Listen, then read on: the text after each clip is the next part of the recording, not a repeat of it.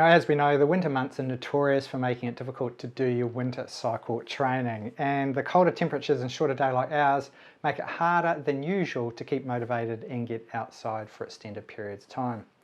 Now, fortunately, there's several ways to keep your fitness levels high through the winter, even if you're indoors a lot more often than not.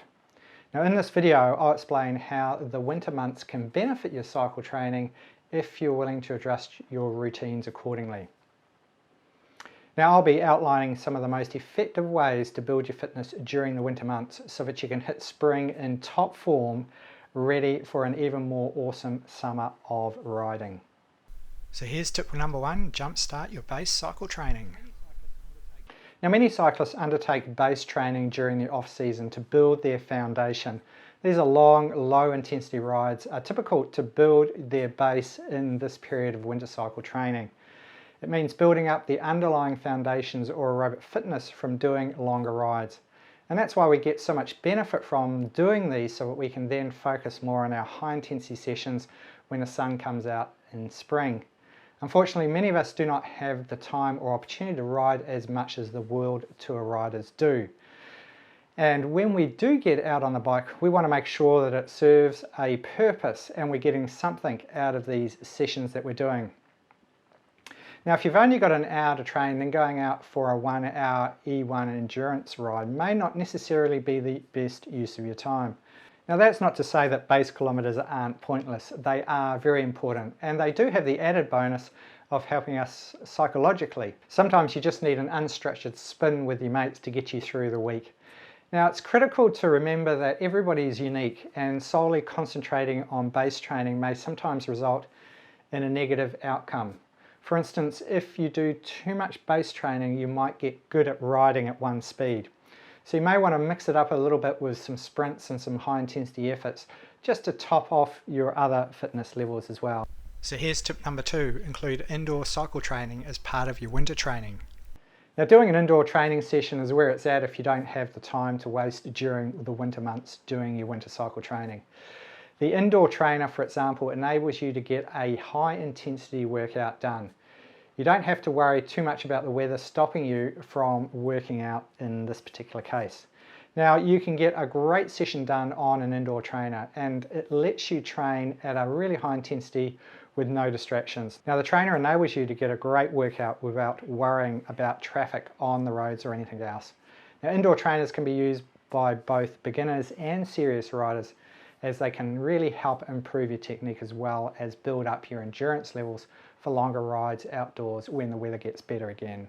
Now, we've got a lot of indoor training sessions, including hill climbing sessions, hill sprints and intervals that you can do that will help develop all aspects of your cycling fitness during winter. And if you prefer endurance sessions, we've created a training file that mimics riding for Gran Fondo races or road races. So here's tip number three: train your cycling fitness weaknesses.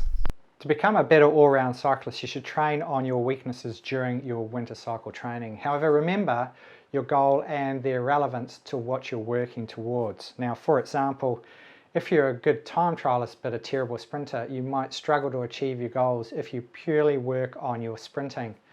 Before you begin, you must have a goal-orientated plan that includes your strengths and your weaknesses.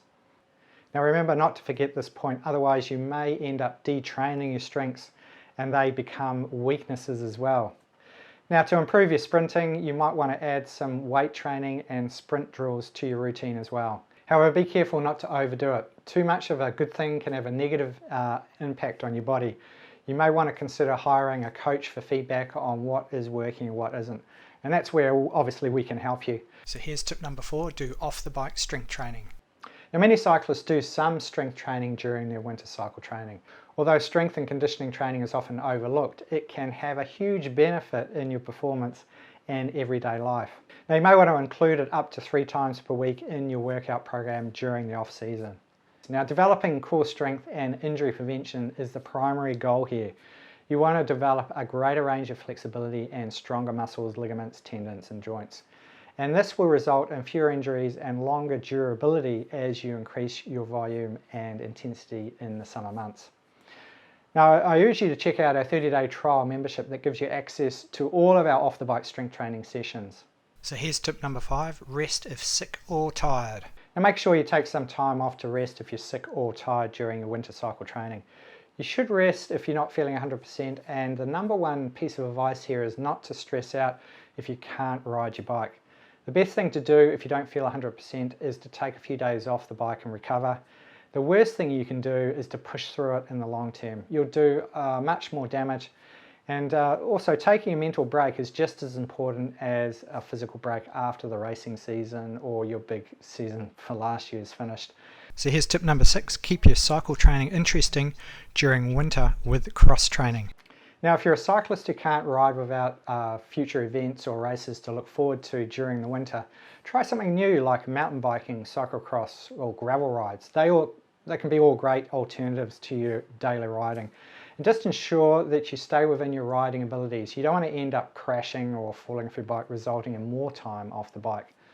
In addition, you can cross-train with rowing or swimming. Both are fantastic substitutes for cycling during the winter. So with a bit of preparation and planning, winter training can be very effective. So hopefully this video has helped provide you some tips to help you with your motivation and your fitness. And make sure you put together a good training plan and set your goals and objectives so that you can create more purpose around your training during winter. This will help you when the motivation gets low, and always remember to take care of your body when you're out in the weather.